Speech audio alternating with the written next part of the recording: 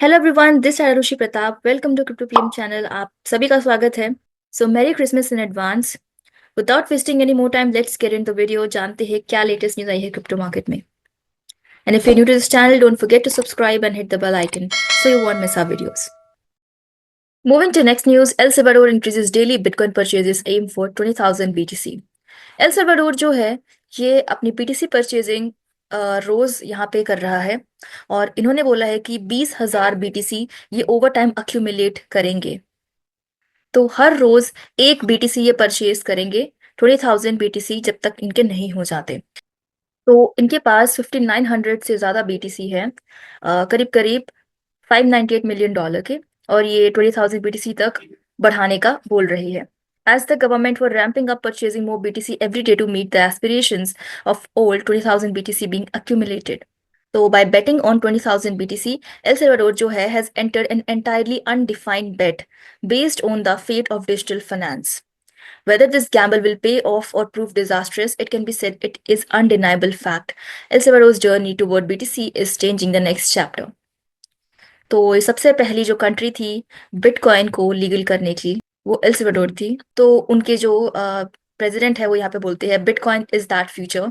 L Salvador जो है वो लीडर है।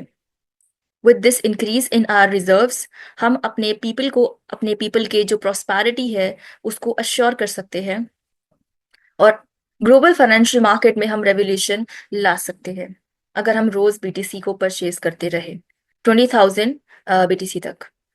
उसके आगे का कुछ अभी नहीं बताया है, लेकिन 20,000 बीटीसी इन्होंने ओवर टाइम परचेज रोज करने हैं।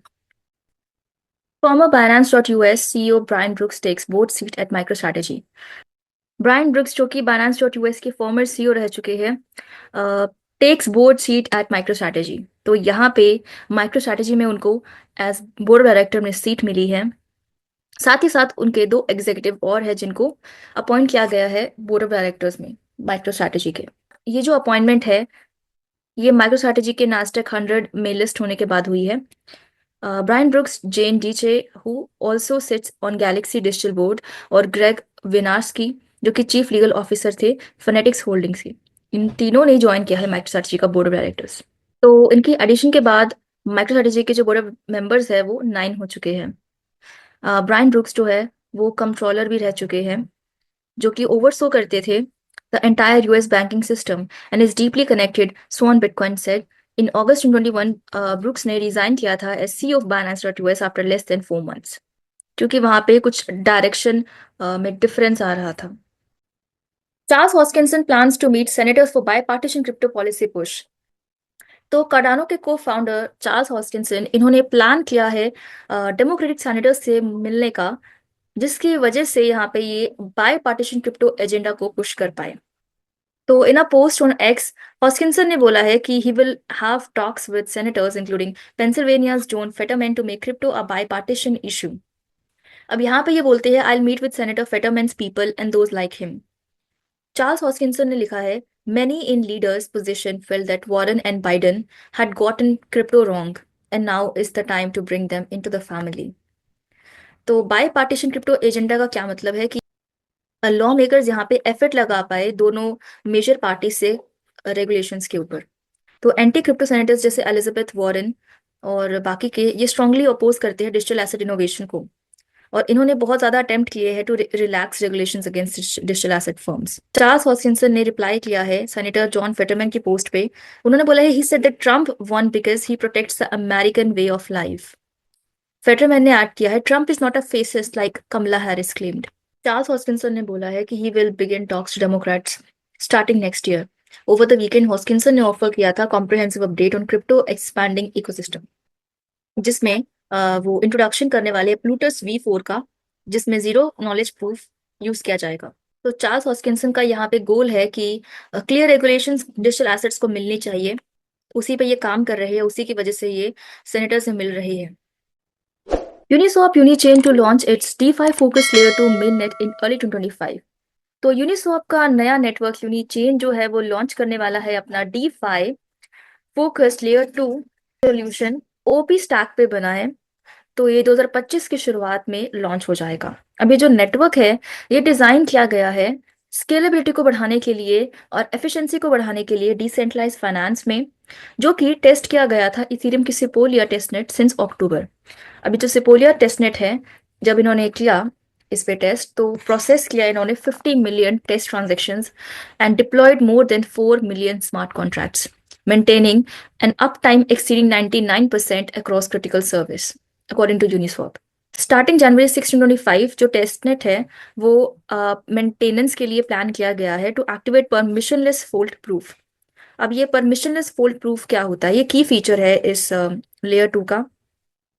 तो यहाँ पे ये चीज इंश्योर करती है कि कोई भी ब्लॉकचेन को वेरीफाई कर सकता है, enable participants to verify the blockchain state, और जो भी इनवैलिड विड्रॉल्स है, चैलेंज आते हैं, ये नेटवर्क सिक्योरिटी को इम्प्रूव कर रही है और रिलायबिलिटी को भी। These proofs are crucial for Ethereum Layer 2 networks, acting as safeguard against fraudulent transaction. Among आगे के जो फीचर है जैसे फ्लैश ब्लॉक्स, तो यहाँ पे क्या होता है कि जो ट्रांजेक्शन टाइम है वो 250 मिली सेकेंड से कम किया गया है, जिसकी वजह से ट्रांजेक्शन जो है वो बहुत तेजी से कर सकते हैं।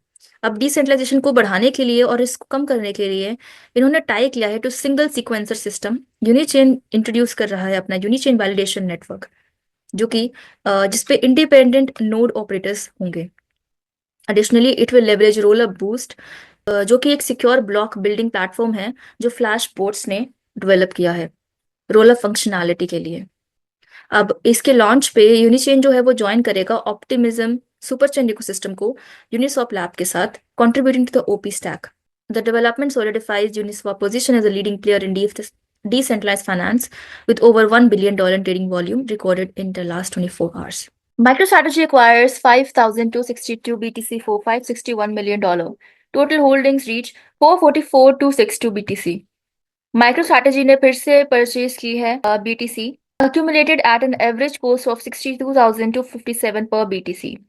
Largest corporate holder of BTC जो है MicroStrategy, अनदर 5,000 से ज्यादा BTC उन्होंने खरीदे हैं $561 मिलियन के at an average price of $106,662 पर BTC।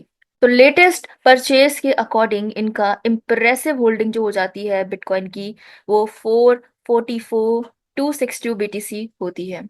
तो ये कुल मिला के इनका 62,000 का एवरेज कॉस्ट बनता है। एज ऑफ 22 दिसंबर यहाँ पे ये लिखते हैं कि we hold 444,262 BTC acquired for $27.7 billion, 62,000 के प्राइस के हिसाब से। साथ ही साथ माइक्रोस्ट्रैटेजी ने नैस्डैक 100 इंडेक्स में ज्वाइन किया है। तो ये अनाउंसमेंट के बाद इन्होंने खरीदे, तो ये टॉप 100 लार्जेस्ट फर्म्स में अब आती है by market cap. EU exchanges to delist non-compliant stablecoins amid MiCA enforcement. तो यूरोपियन यूनियन में जितने भी क्रिप्टो करेंसी एक्सचेंजेस हैं वो प्रिपेयर कर रहे हैं डीलिस्ट करने को स्टेबल कॉइन्स, जैसे टेदर का जो USDT है, सबसे पहले उसकी बात करते हैं। तो यहाँ पे जो जो भी कंप्लाई नहीं कर रहे हैं माइका के रेगुलेशंस के साथ, उन्हें डीलिस्ट कर दिया जाएगा बाय December 30, 2024। यहाँ पे सबसे पहले नाम आता है टेदर का USDT, जो कि सबसे बड़ा स्टेबल कॉइन है बाय मार्केट कैप।